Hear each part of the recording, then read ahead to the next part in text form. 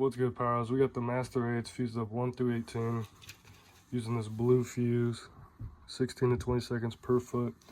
I really hope this fuse is nice and slow so we can really see all the individual effects.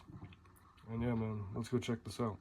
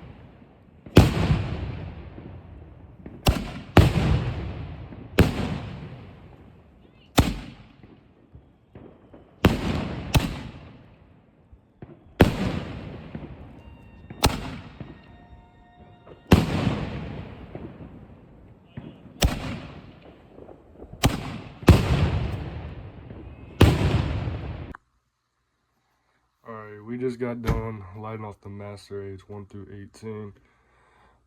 Now, I'm gonna be honest, these Master 8s are absolutely insane. The salutes in here are absolutely crazy. Now, talking about this fuse, 16 to 20 seconds per foot. For the most part, it was one after another. There was a couple times where you like almost had two shells in the air. I think there was like one time like right here crossing over, and then maybe one other time. But I can probably fix that by using zip ties because, you know, tape is harder to work with. So yeah, we'll just have to see about that on the next time. But yeah, overall, I mean, fantastic shells.